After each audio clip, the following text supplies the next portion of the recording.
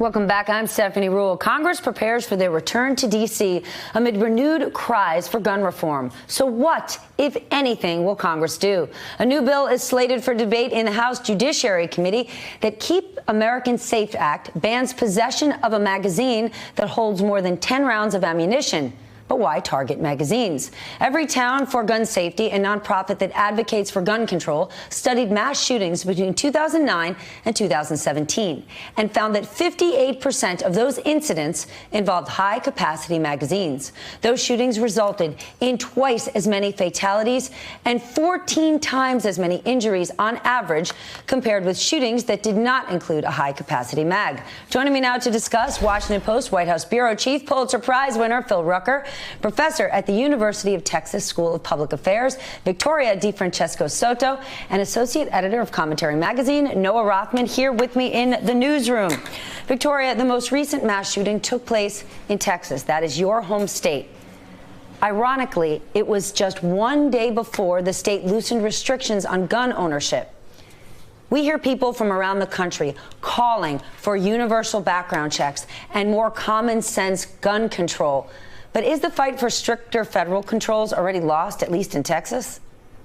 You know, the opinion here in Texas is different than the one that we see nationally. I mean, Stephanie, just hours after the Permian Basin shooting, we saw one of our state reps here tweet out to say, I'm going to tell you guys what we're not going to do.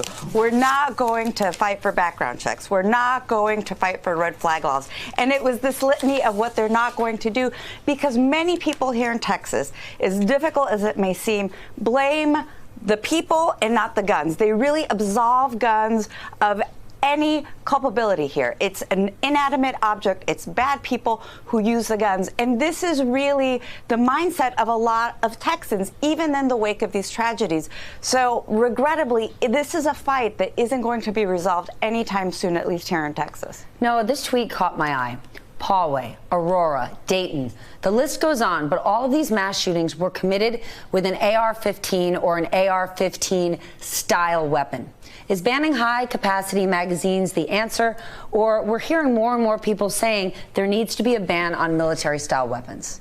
Well, I suppose you could argue, I mean, you need to form a consensus around whatever you want to do, including banning certain weapons or accessories, but it doesn't really surprise me that the AR-15 being the most popular rifle, semi-automatic rifle in America, would be used in a lot of these events. It's like saying something as ubiquitous would be used in an event that is very common.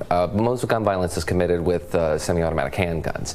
So we're really only talking about these large-scale massacres of individuals, and when you want to address that, so getting at the magazine massacres, like it's not like they're not a big deal? No, they are a big deal, which is why we should probably be talking about semi-automatic handguns too, considering they're responsible for most gun violence, right? If you're focusing exclusively on these massacres of many people, mass shooting events, mass casualty events, then you would focus on magazines, then you would focus on AR-15s. You want to talk about gun violence in America, you talk about guns. Okay, but isn't that like saying, well, just focusing on magazines isn't enough, we have to do more? Until now, we've done almost nothing. So isn't something better than nothing?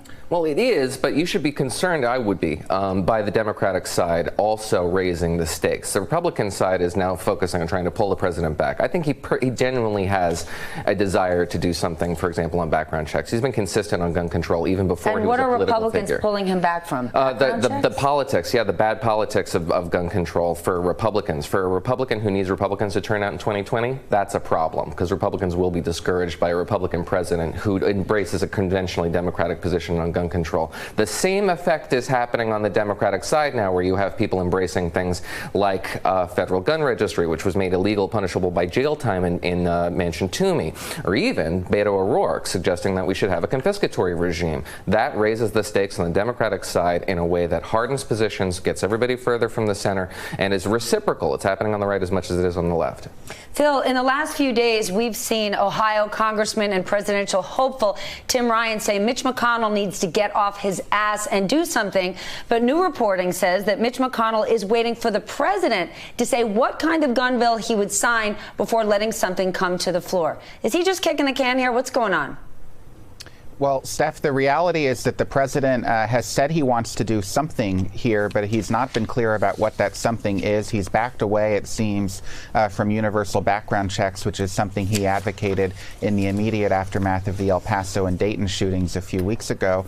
And the political dynamic on Capitol Hill, I'm afraid to say, is that they're not going to do anything. The Republicans in the Senate won't do anything until there's some presidential directive, some leadership from Trump to say, here's what I want done, here's what I'm willing to sign, here's what I'm willing, importantly, to provide political cover for you on. And it doesn't look like he's done anything in that regard yet. There is some talk from the vice president's office over the weekend about a capital punishment law that would, I don't know the details exactly, but that would basically increase the punishment for these alleged or accused mass shooters.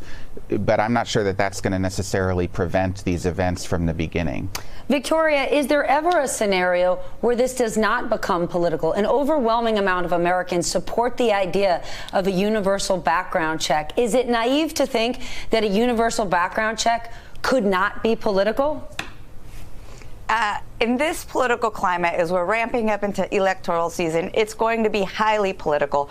But in the case that we're facing right now with the two recent mass shootings just here in Texas in the course of a month, I actually think things are on the side of the Democrats, because for Republicans right now, they've got the base set. Donald Trump has pumped them up, but they need women. They need those moderate Republican women that they got in 2016 to put him over the top. So in terms of how you're going to target these suburban women, we know from a survey that was just done last month that gun control is the top issue of concern for suburban women. So it's not just that Republicans are against gun control. Maybe a section of them, the more conservative ones, but the more moderate ones want gun control. So politically speaking, this is in the camp of the Democrats. Now, why does a universal background check have to be a Democratic ideal? Why couldn't this be something that Republicans say, this makes sense? No, it depends on how it's crafted. So for the most part, everybody is caught up in a background check regime. The people who are exempted are private sellers. And going back to Manchin Toomey, the carve out there was for private individuals selling to family members or friends, or listing something in a church. For example, the advertisement couldn't go on a website, couldn't be publicized. It had to be a very circumspect set of circumstances where you can sell one weapon from you to a friend or family member. And that is really the exemption that we're talking about when we talk about universal background checks. People talk about gun shows and what have you. Anybody who's listed as a federal seller, who is all about, by the way, which is also mostly the people at these gun shows, the so-called gun show loophole, they are caught up in a background check. We are now only talking about criminalizing private sales from private individuals. And what's going to happen there, for the most part, is most people will simply go ahead with the sale without the requisite paperwork, making individuals who are not criminals today criminals tomorrow. All right, Phil, in the category of this is not normal, give me a history lesson. Mike Pence taking the president's place on a trip abroad. He's in Ireland. He is staying at a Trump-owned facility, which is on the other side of the country, requiring Vice President Pence to fly to work every day while he's there. While this isn't necessarily abnormal for this administration, tell me what it's like historically. Well, Steph, it's not normal historically, but we've also not historically had a president who owns properties around the world and who is personally profiting when people stay at those properties. That's not normal either.